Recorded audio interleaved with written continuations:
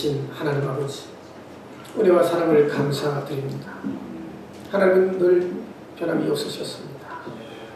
지금도 미래도 영원히 변함이 없으신 분입니다. 우리를 사랑하고 우리를 축복하고 우리를 인도하고 보호하고 우리를 아름답고 존귀하게 세워가시는 하나님의 분명한 그 의지는 분명한 것을 믿습니다. 주님, 우리가 하나님께로 갔다가 세상으로 갔다가 오락가락하고 변화무쌍하게 변화되는 우리들 자신입니다. 아버지 하나님, 오늘도 주 앞에 나오는 은혜를 베풀어 주셔서 감사합니다. 하늘문이 열려지고 은혜의 담비가 넘치고 주의 보혈이 넘치고 구원의 확신과 주님 동행의 확신이 넘쳐서 승리하는 귀한 인생으로 세워주시옵소서. 주님, 우리가 주님 앞에 있습니다. 말씀해 주시옵소서. 저희들이 듣겠나이다. 가슴에 새기겠나이다. 말씀이 우리 속에서 살았고 운동력이 있는 역사, 생명의 양식이 되고 능력의 권능의 기적의 양식이 되어서 말씀의 역사가 우리의 삶을 통해서 나타나게 해 주시옵소서. 감사드리며 예수 그리스도 이름으로 기도드리옵나이다. 아멘. 계속해서 우리는 사도행전을 금요일과 주일에 생각을 합니다. 사도행전의 모든 성경이 그렇지만요, 영적인 렌즈로 봐야 합니다. 영적으로. 육신으로 접근하면 도무지 성경은 파악이 안 됩니다. 영의 문을 열어서 보셔야 합니다. 모든 성경에요, 모든 인생의 모든 역사의 사건의 해답은 오직 예수 이름입니다. 예수입니다. 하나님께서 이 세상 역사 속에 박아다 놓으시고 정거로 딱 기둥을 세워 놓으신 분은 예수 그리스도이십니다. 예수님의 십자가, 예수님의 부활, 예수님이 재림에서 다시 오시는 역사가 마무리가 끝납니다. 그리고 영원한 천국이 이루어집니다. 하나님이 경영해 가시는 역사는 간단합니다. 명료합니다. 복잡하지 않습니다. 우리는 믿음의 삶이 뭐냐? 예수로 충만하고 예수님이 나의 주인이 되어서 이끌어가는 것이 믿음의 삶인 줄 믿습니다. 오늘 사도행전을 보면서 인간의 힘으로는 안 된다. 성경을 보면서 내 힘으로는 안 된다. 그리고 하나님의 은혜가 있어야, 성령의 충만함이 있어야 되어집니다. 옛날 스가랴 4장 6절에서 스가랴는 이미 구약에서 그렇게 외쳤어요. 인생들아, 이런 힘으로도 되지 아니하고 능력으로도 되지 아니하고 오직 하나님의 영으로, 하나님의 신으로, 성령으로 되느니라. 이렇게 외쳤어요. 우리가 겸손히 정직하게 하나님 앞에서 고백을 해야 됩니다. 하나님, 그래요. 내 인생도요, 우리 사역도요, 우리 가정도요, 우리 교회도요, 내 힘으로는 안 됩니다. 하나님의 성령이 충만하게 장악할 때 비로소 되는 줄 믿습니다. 아멘. 고백을 분명하게 드리기를 주의 이름으로 축원합니다. 오늘 사도행전 3장을 우리가 너무나 잘 압니다. 저도 설교도 많이 했고요. 오늘 새벽에 여기 와서 새벽에 마무리를 했거든요. 이 설교안을 하면서 참 묵상하고 하는데 얼마나 마음이 뜨겁든지. 사실은 내게 있는 것, 가장 중요한 것, 오직 예수 그리스도 이름으로 이렇게 본문 제목을 정했지만, 제가 우리 교회 여기 간판에 있는 그래도 교회가 세상의 소망입니다. 그렇게 또 정하려고도 했어요. 어찌됐든 두 개가 짬뽕되어져서 우리는 그런 맥락에서 말씀을 좀 들었으면 좋겠습니다. 이게 교회의 첫 번째 기적입니다. 첫 번째 기적은 안전뱅이가 일어나는 것입니다.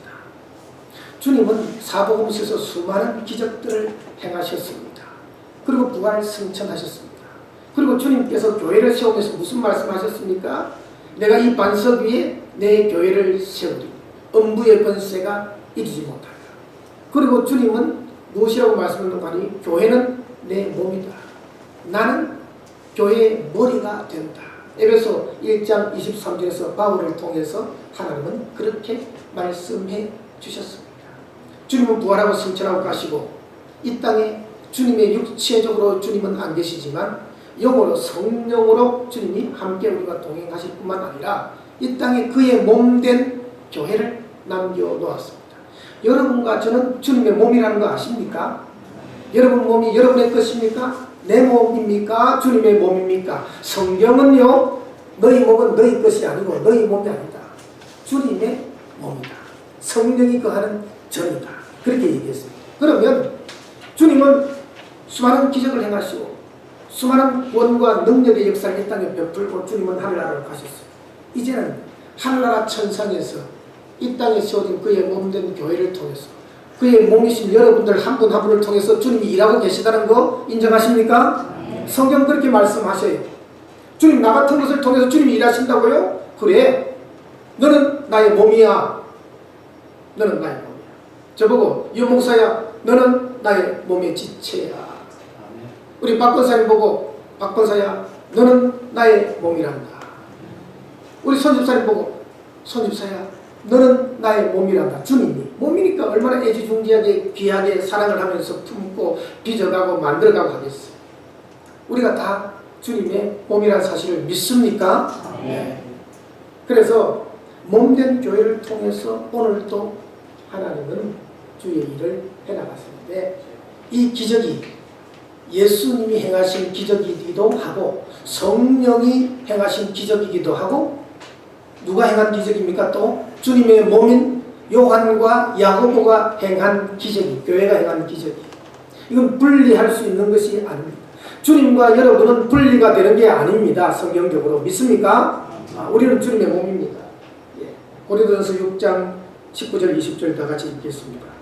너희 몸은 너희가 하나님께로부터 받은 바 너희 가운데 계신 성령의 전인 줄을 알지 못하느냐.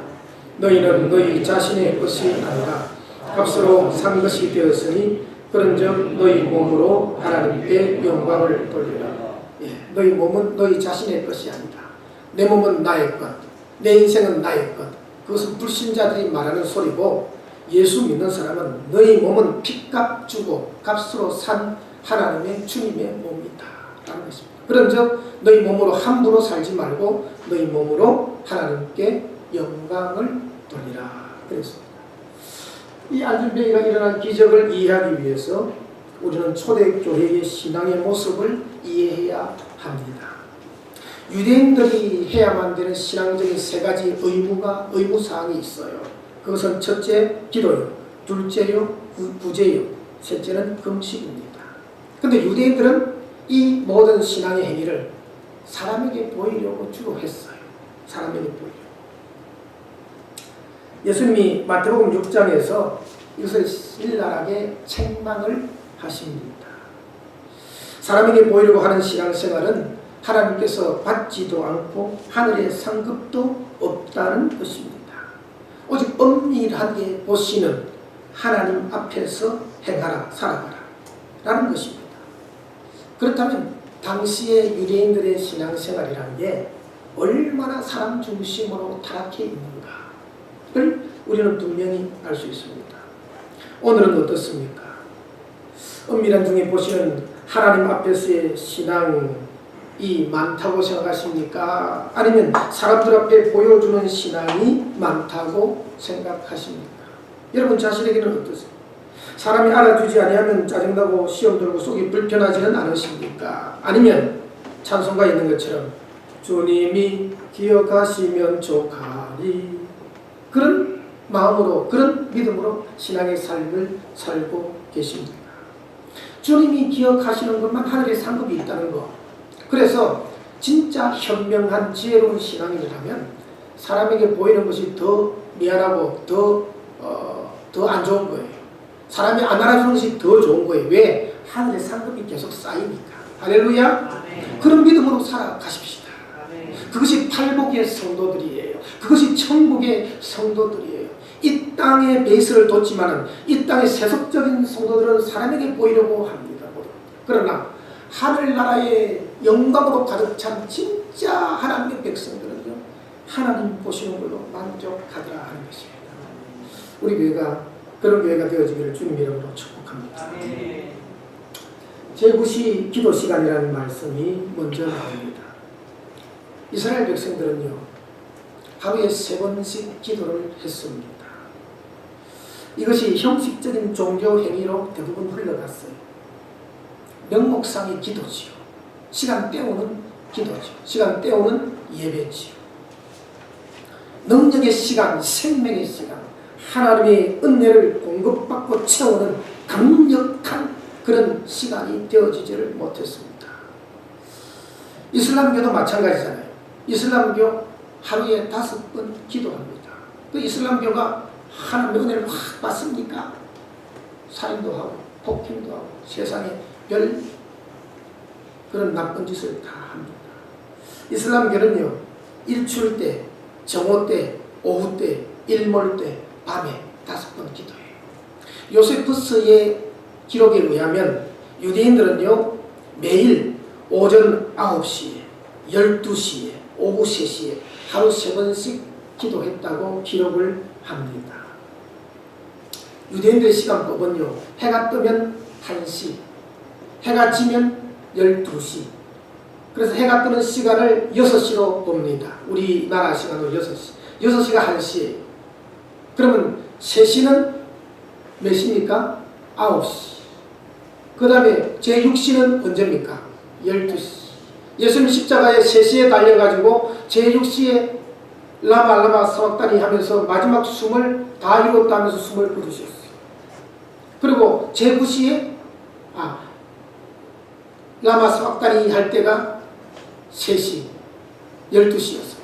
그리고 제9시는 언제예요? 오후 3시.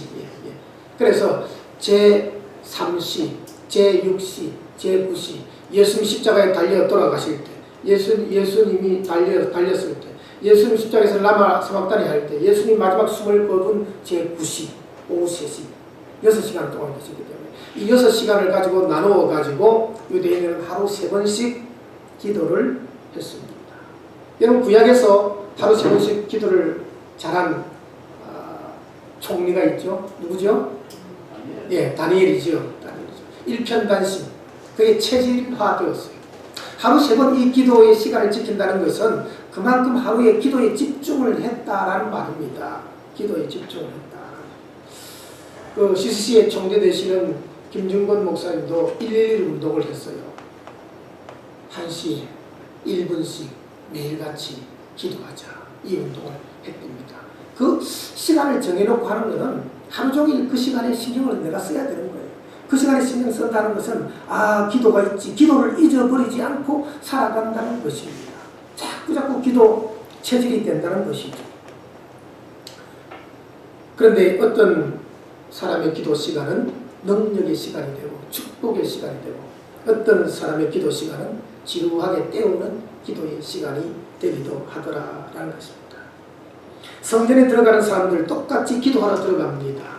그런데 어떤 이는 종교적 습관을 따라서 기도하러 가고, 어떤 이는 하나님과의 진실하고 진실한 대화를 하고 영적 대화를 하면서 들어갑니다. 하나님과 영적 대화를 하는 사람은 그 영혼이 살아서 나오겠지요.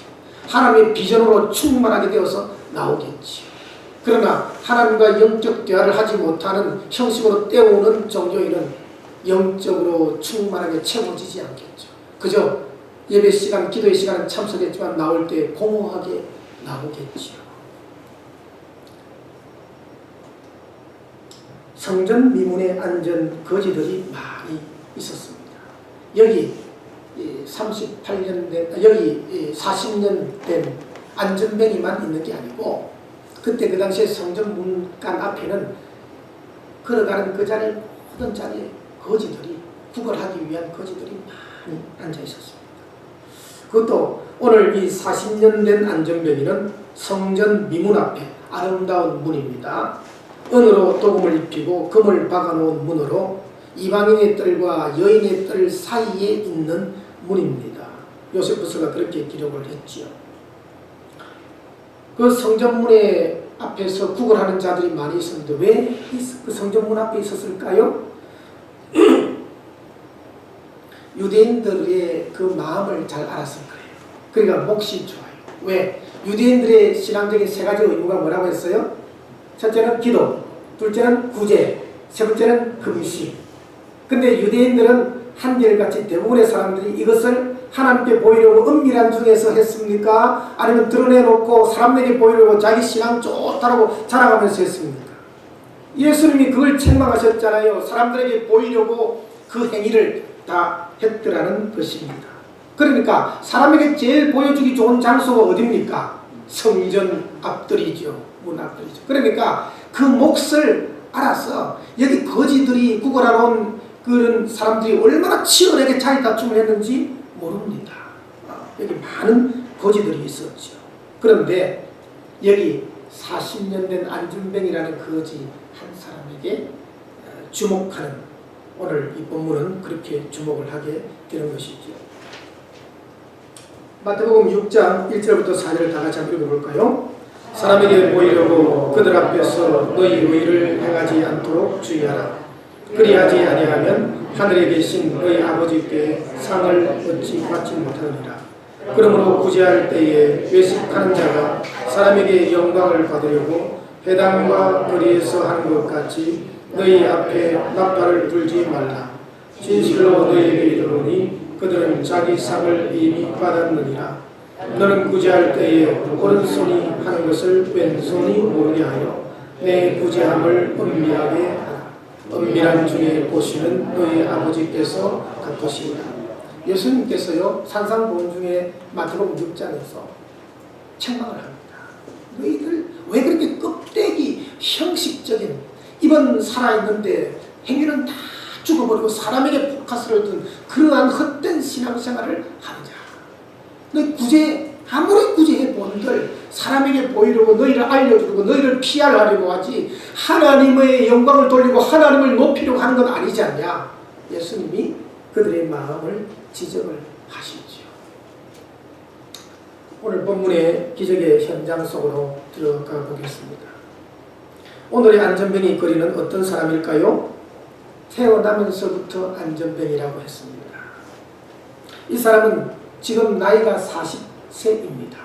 그러면 40년 동안 기구한 인생, 팔자가 사나운 인생을 살아갔습니다. 그런데 말이죠, 자기 혼자 운명에 매여 나는 정말 재수도 없고 팔자도 살았구나. 왜 이렇게 이따 인생이 내 인생인가. 막 죽지 못해서 살아가는 그런 사람인데, 사람들의 생각과 하나님의 생각, 이 사람을 쳐다보는 두 가지 생각이 달라요. 여러분, 사람들의 생각, 유대인의 관점에 보면 안전뱅이, 이 사람은 하나님의 천벌을 받았다. 죄가 있어서 그렇다. 그러면 이 사람의 죄가 부모의 죄인가 자신의 죄인가, 죄를 정죄하는 것으로부터 출발합니다. 잘못되었다. 뭐 일을 하다가 안 되었다. 망했다. 부도가 났다. 어려움이 있다. 질병이 걸렸다. 뭔가 하나님 앞에 죄가 있다. 이렇게 유대인들은 접근을 해요. 하나님은 그렇게 접근하지 않습니다. 유대인들은 그렇게 접근합니다. 이 안전뱅이 입장에서 보면 얼마나 억울하겠습니까? 아니, 중간에 예를 들어서 청년 때 이 안전뱅이가 됐다 그러면 그래, 내 죄 때문에 그랬겠지라고 스스로 인정을 할 수 있어요. 그런데 태어나면서부터 그랬는데 죄도 짓지도 않는 그 상황에서 너 죄 때문에 그렇지 않느냐 따지고 묻는다면 억울해도 보통 억울하겠습니까? 사람들의 시선이 저 사람 죄인이다. 죄 때문에 저렇게 안전뱅이 됐다 하는 그 시선이 너무 부담스럽고 너무 힘든 겁니다. 고통당하는 것보다도 더 마음이 무너지는 겁니다. 그런데 하나님의 생각은요, 이 사람을 사랑합니다. 여전히 사랑합니다. 이 사람을 여전히 치유하기를 원하십니다. 내게로 돌아오라. 예수 그리스도의 이름만 불러라. 믿어라. 그래서 이 사람을 세워서 온전히 하나님을 찬미하는 사람으로 만들고 싶어하는 것이 하나님의 생각입니다. 만약 이 사람이 여기서 치유가 안 되면 하늘나라에서 해같이 빛나는 얼굴로 하나님을 찬양하는 주인공이 되기를 원하는 것이 하나님의 생각인 줄 믿습니다. 여러분, 요한복음 9장에 보면 태어날 때부터 소경된 사람이 나옵니다. 그 소경된 사람에게 사람들이 동일한 질문을 하고 있습니다. 동일한 비난을 하고 있죠. 요한복음 9장 1절부터 3절 다 같이 읽겠습니다. 예수께서 길을 가실 때에 날 때부터 맹인된 사람을 보신지라. 제자들이 물어 이르되 라비여, 이 사람이 맹인으로 난 것이 누구의 죄로 인함이니까? 자기니까 그 부모이니까? 예수께서 대답하시되 이 사람이나 그 부모의 죄로 인한 것이 아니라 그에게서 하나님이 하시는 일을 나타내고자 하심이라. 아멘. 사람들의 유대인의 관점은요, 잘못되면, 어려워지면, 고난당하면 저거 누구의 죄인가 도대체? 죄를 따져묻기 시작합니다. 우리나라 사람들도 어려움이 다가오면 전생에 무슨 죄를 내가 지어서 그럴까? 이런 생각을 또 하는 사람도 있잖아요. 근데 하나님 예수님은 뭐라고 합니까? 죄 때문에 그런 게 아니다. 모든 사람이 죄인이지만 죄 때문에 유독 이 사람만 이렇게 고난 중에 질병 중에 나온 것은 죄 때문에 태어나서 죄 때문만은 아니다. 그에게서 하나님이 하시는 일을 나타내 보여주려고 한다. 여러분이 인생을 살아가다가 예를 들어 어려운 일을 만났다. 그러면 우리는 우리 생각으로 유대인의 생각처럼 접근을 하면 절대 안 됩니다. 저 사람이 뭔 죄를 지었겠지, 하나님이 잘못했겠지, 그런 판단을 하면 절대 안 됩니다. 우리는 하나님의 생각을 가져야 합니다. 믿습니까? 하나님의 역사와 뜻을 나타낼 일이 있겠지, 하나님이 세우겠지, 하나님이 역사하겠지. 그저 하나님께로 가면, 하나님의 주의 이름을 부르면 하나님이 멋들어지게 영광스럽게 쓰실 거다. 그 하나님의 생각을 늘 가지시기를 바랍니다. 유대인의 생각, 세상적인 생각, 사람들의 생각, 불신자의 생각이 아니라 하나님의 생각이 여러분의 머릿속에, 생각 속에 가득 채워지기를 주의 이름으로 축원합니다. 그림 주위에 사람들이 있습니다. 안전뱅이. 부모가 있을까? 있겠죠. 태어날 때 분명히 부모가 있었어요. 그런데 40세가 됐는데 이 부모가 아직도 살아있을까? 어렸을 때 태어나고 하실 때 얼마나 부모가 돈을 쏟아붓고 이 자식 살려보겠다고 고쳐보겠다고 헌신을 했을까? 아니면 부모가 태어나서 안전뱅인 줄 알고 그냥 내 동생이 쳐버렸을까? 비정한 부모였을까? 뭐 여러 가지로 생각해 볼 수 있겠죠. 하지만 인지상정이라 이 부모는 사랑을 쏟아붓겠죠. 자기 있는 힘껏 다 했겠죠. 그리고 이 땅에 40세가 된 이 안전뱅이, 아마 부모는 그때 당시에 20살에 결혼해서 60이요, 30살에 결혼해서 70이잖아요. 그때 그 당시에 수명이 그렇게 길지 않았으므로 속도 상하고 온갖 다 쏟아부으면서 스트레스도 받고 부모가 살아있지는 않지 않겠나, 그렇게 생각해 볼 수 있습니다. 그런데 도와주는 사람들이 있었어요. 어떻게 도왔습니까? 안전뱅이를 날마다 성전 미문 앞으로 데려다주는 고마운 사람들이 있었습니다. 고마운 거지요. 그리고 안전뱅이가 구걸할 때 들어오며 나가며 돈을 몇 푼씩 던져주는 사람, 그 사람들이 없었다면 어떻게 먹고 살고 입에 풀칠을 하겠습니까? 안전뱅이가 나가서 일을 할 수 있는 것도 아닌데요. 그런 고마운 사람들, 물질 봉사를 해주는 고마운 사람들도 있지. 막 그들이 어떤 마음으로 주었든지 간에, 비웃으며 비난하며 주었던 어떤 마음으로 주었던 간에 그 동전 때문에 이 사람은 40년을 생명을 부지하고 있는 겁니다. 고마운 거죠. 어찌됐든 고마운 거죠. 그런데 또 베드로와 요한도 있습니다. 여러분, 이 안전뱅이의 가슴의 소원이 무엇이겠습니까? 구국을 해서 돈 많이 벌어가지고 행복하게 살아보겠다, 그것이겠습니까? 아니면 내 이 불치의 병에서 탁 깨치고 일어났으면 좋겠다, 그것이겠습니까? 물어보면 말하지요. 고침받는 거 아니겠습니까? 그런데 여러분 생각을 해보십시오. 태어날 때부터 40년간 불치의 병을 달고 있습니다. 3년, 5년 불치의 병이에요. 효자가 없다고 하지 않습니까? 가족들도 힘들어 지치면 나가 떨어지는 분위기인데 40년, 무려 40년입니다.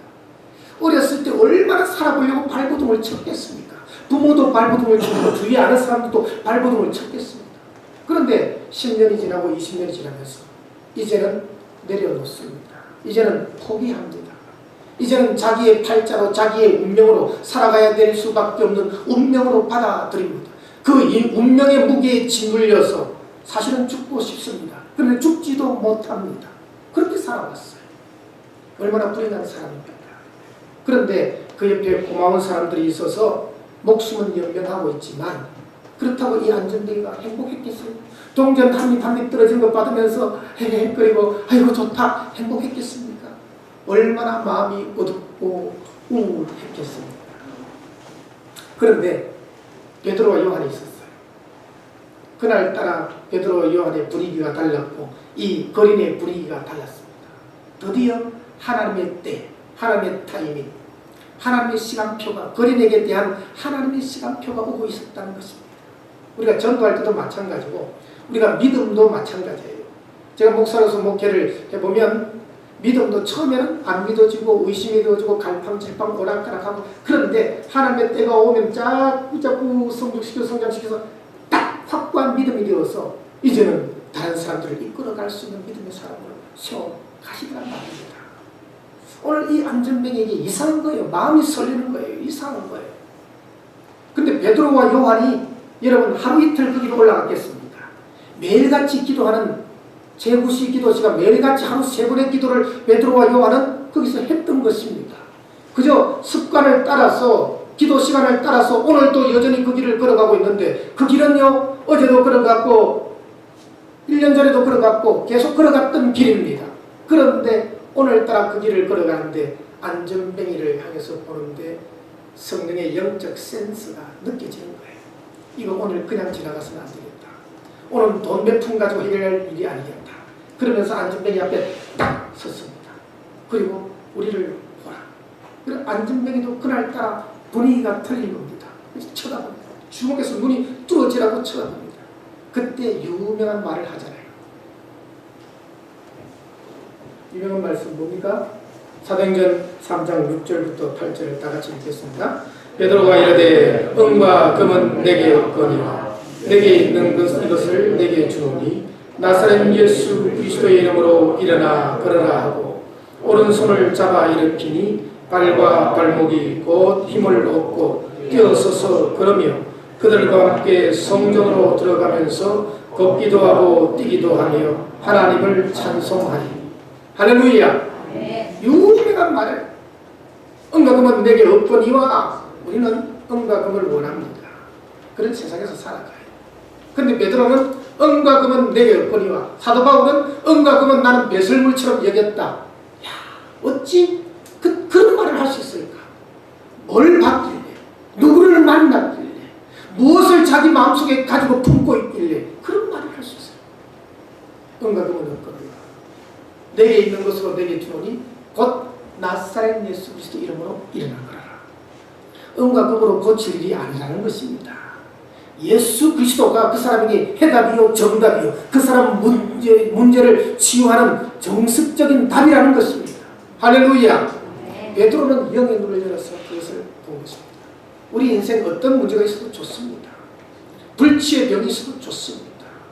그것이 우리 육신의 병이든 마음의 병이든 영혼의 병이든 우리 인생 삶의 병이든 어떤 것이 있어도 좋습니다. 주님 예수 그리스도만으로 오늘 우리 김정길 아수사님 찬양 불렀듯이 예수 한 분만으로 예수님의 이름이 있으면 되는 줄로 믿습니다. 그래서 이 불치의 병에 걸린 사람이 뻘떡 일어나서 한 게 뭡니까? 뛰어들어가면서 하나님을 찬미했다. 여러분 상상을 해보십시오. 이 병이 예수 그리스도 이름으로 일어나 걸어라 하고 오른손을 잡아 일으키니까 그냥 발과 발목에 어느새 힘이 가고 힘줄이 연결되고 막 그냥 힘이 솟고해서 뻘떡 일어났어요. 이 안전뱅이가 누구를 쳐다보겠습니까? 베드로를 쳐다보지 않겠어요? 베드로에게 연신 무릎을 꿇고 고맙습니다 고맙습니다 고맙습니다 그러면서 펄쩍펄쩍 뛰면서 고맙습니다 고맙습니다 했겠죠. 베드로가 뭐라고 했게요? 왜 나에게 고맙다고 하느냐? 내 개인의 권능과 경건으로 너를 이렇게 세워주려 하느냐? 내가 뭐라고 했니? 나사렛 예수 그리스도를 네가 믿음으로 말미암아 그분이 너를 이렇게 세웠다. 이렇게 얘기하는 거예요. 그게 다음 절에 나와요. 그렇게 얘기해요. 그러니까 이 사람이 너무너무 행복해가지고 곧장 성전으로 달려 뛰어 들어가가지고 거기서 하나님을 찬양하더란 말입니다. 하나님이 계획하신 사람의 모습이 뭡니까? 이사야 43장 21절 다 같이 읽습니다. 이 백성은 내가 나를 위하여 지었나니 나를 찬송하게 하려 함이니라. 하나님이 본래 창조하신 창조의 목적, 구원하신 구원의 목적은요, 인간들이 하나님을 이 땅에서 찬양하고 천국에 가서 영원토록 하나님을 찬양하는 그 모습입니다. 그런데 죄지은 인간들은 하나님을 거역하고 던지고 하나님을 원망하고 불평하고 하나님을 무시하고 하나님이 없다라고 하나님께서 우리를 사랑해서 보내주신 하나님의 사랑의 증표인 십자가와 부활의 예수를 무시하고 살아가는 것이 인간의 죄악된 모습 아닌가요? 그런데 하나님은 부단히 지금도 사랑하면서 기다려줍니다. 내가 너를 사랑해, 돌아오라. 그리고 나를 찬양하고 예배하는 참다운 인간이 되어라. 그렇게 말하고 있는 것입니다. 이 본문을 보면서요, 한국사에 유명한 일화가 있습니다. 김익두 목사님이라고, 이분이 평양 깡패 출신이고 선교사를 그냥 흠씬 두들겨 패고 교회를 핍박하고 성도들을 괴롭힌 아주 악한 분이었어요. 그런데 어느 날 예수 그리스도를 믿습니다. 그리고 신학교에서 공부를 하고 목사가 됩니다. 깡패가 변하여 목사가 되다. 그때 그 당시에 대서특필에서 신문에도 나오고 그랬어요. 이분이 어느 날 이렇게 전도를 하다가 지나다니 보니까 어느 집에 안전뱅이가 있는 거예요. 베드로가 생각난 거예요. 사도행전 본문이 생각난 거예요. 그냥 쫄래쫄래 들어가서 안전뱅이 손목을 잡고 나사렛 예수 그리스도 이름에 명하노니 일어나 걸어라! 일어났을까요? 이분이 신유부흥사거든요. 한국 초대 최초의 신유부흥사. 일어나 걸어라! 그러니까 일어났을까요? 안 일어났을까요? 안전뱅이가 멀뚱멀뚱 쳐다보면서 뭐요? 뭐요? 일어나 걸어라 그러니까 이 김우태 목사님이 겁이 나가지고 창피도 하고 자존심도 뭉개지고서 하고 도망을 갔어요. 냅다 도망가서 교회에서 엎드려가지고 금식을 시작합니다. 하나님, 베드로는 되는데 왜 저는 안 돼요? 왜 안 돼요? 베드로 됐으면 베드로 사람인데 나 김익두 사람인데 베드로 됐으면 나도 돼야 되는 거 아니에요? 성경이 그래야 되는 거 아니에요? 하나님? 하고 금식을 다 하고 성령의 불을 받으셨어요. 성령의 불을 받고 다시 그 집에 갔어요. 나사렛 예수 그리스도 이름으로 일어나 걸어라. 그럴게요. 일어나 걸었습니다. 그때부터 신유부흥사로서 이름을 날리기 시작했습니다. 제가 그 일화를 보면서 나도 그 안전뱅이 좀 찾아가서 일어나 걸어라 되니까 그런 생각을 가졌어요. 여러분, 김익두 목사님이면 되는 게 아니고 저에게도 되고 여러분에게도 됩니다. 근데 사실 저도 겁이 나요. 안 일어나면 창피해서 어떠지? 네가 창피한 게 뭐냐? 그냥 예수 이름으로 일어나 걸어라 하고 뭐 안 일어나면 또 하나님의 때가 있겠지. 저 김익두 목사님이 그렇게 하셨을 때 그 안전뱅이에 대한 하나님의 때, 하나님의 시간표는 김익두 목사님이 처음에 일어나 걸어라 할 때가 아니라 나중에 기도 충분히 하고 성령 충만 받고 와서 행할 때가 그 안전뱅이를 향한 일으킨 하나님의 때였어요. 안전뱅이를 김익두 목사님이 일으켰습니까? 주님이 일으켰습니까? 예, 주님이 일으켰어요.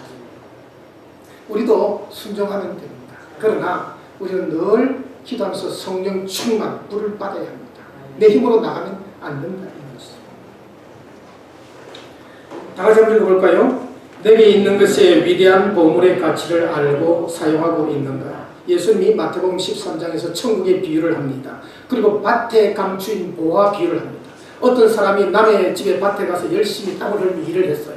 일을 하다가 보니까 그 밭 밑에 엄청난 보화들이 감추어져 있었어요. 그걸 봐요.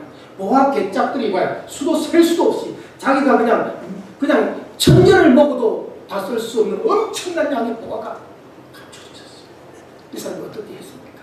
예수님 말씀하시길 이 사람이 돌아가가지고 자기 집에 있는 모든 걸 다 팔아가지고 주인에게 와가지고 이거 밭을 파세요 하고 밭을 샀다. 그리고 자기 혼자서 기뻐가지고 즐거워가지고 누구에게 발설도 못하고 좋아가지고 기뻐가지고 즐거워가지고 이렇게 돌아갔다. 그럼 무엇을 비유하는? 천국 비유잖아요. 우리 인생 가지고 있는 건 몽땅 다 팔아서 천국을 산다면 이 천국의 영광을 사고 천국의 보화들을 산다면 그 이상 기쁘지 않겠습니까, 여러분? 천국은 밭에 감춘 보화보다도 더 엄청난 값어치가 있는 곳이잖아요. 고린도후서 4장 7절을 한번 다 같이 읽어보겠습니다.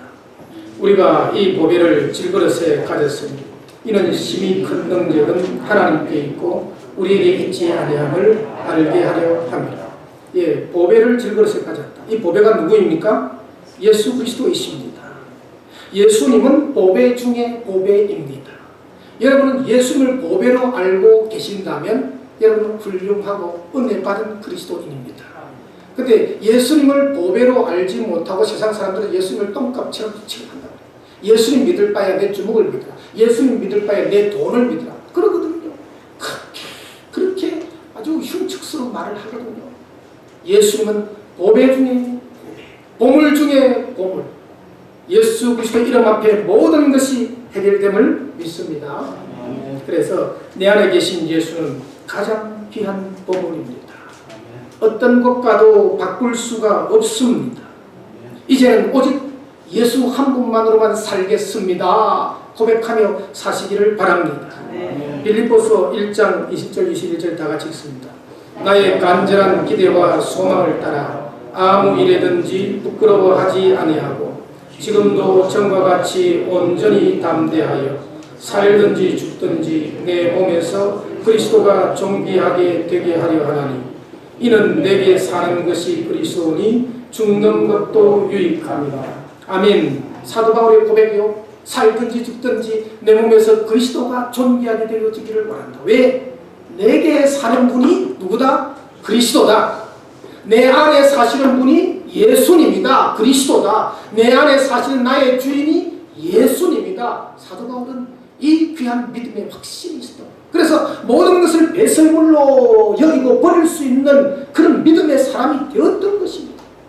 여러분의 안에 계신 분이 생명이신 예수, 창조주 구원자이신 예수 그리스도.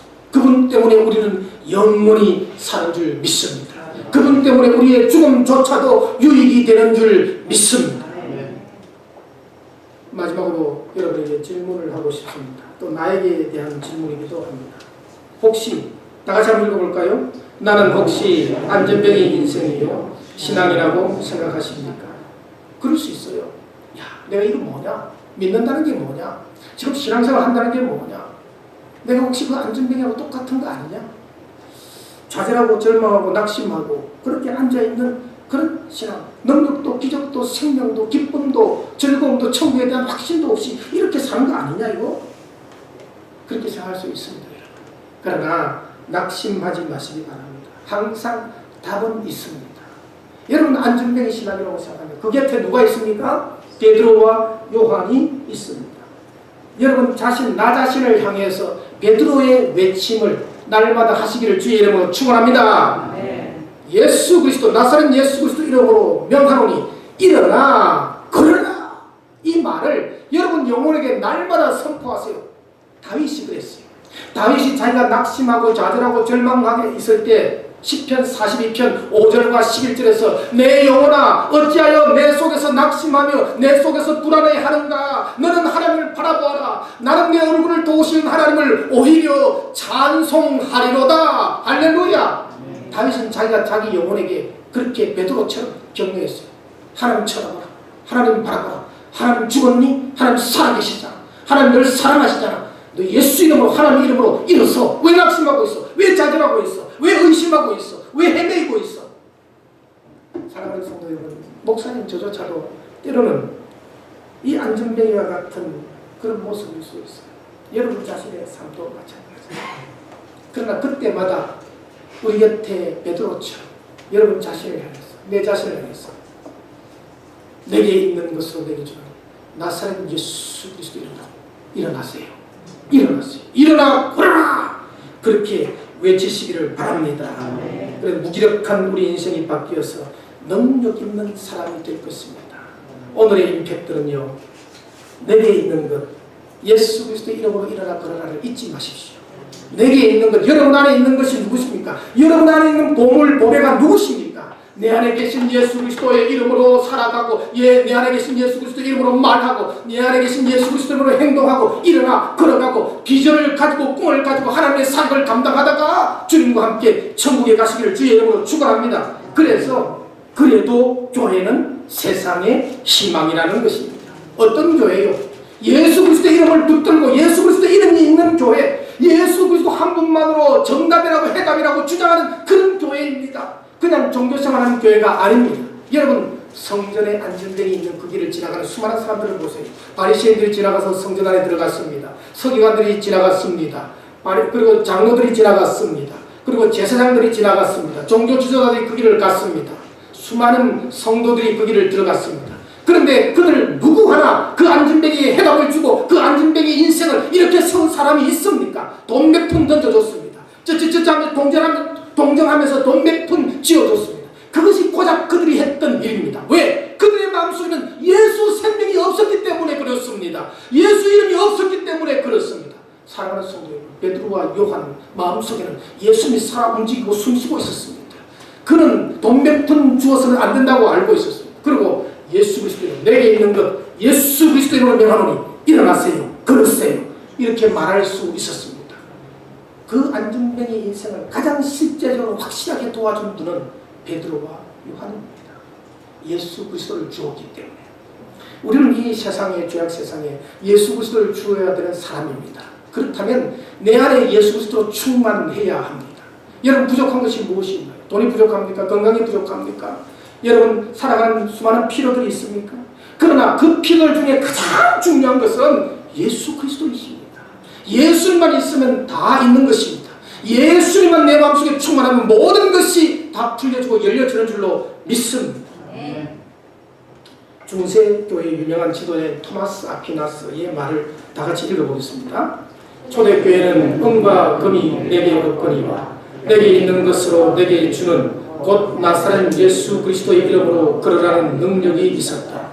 그러나 중세교회는 은과 금은 많은데 예수 그리스도의 이름의 능력은 잊어버렸다. 여러분, 결코 잊지 말아야 될 것은 예수 그리스도의 이름의 능력입니다. 그 이름의 능력을 여러분 가슴에 간직하세요. 안 그러면 금과 은을 쫓다가는 세속화되고 망할 수밖에 없습니다. 우리는 나사렛 예수 그리스도의 이름을 꽉 붙들고 살아갈 때 우리가 세상의 소망이 될 것입니다. 우리 주 은혜로 교회가 이 땅의 소망이 될 것입니다. 기도하겠습니다.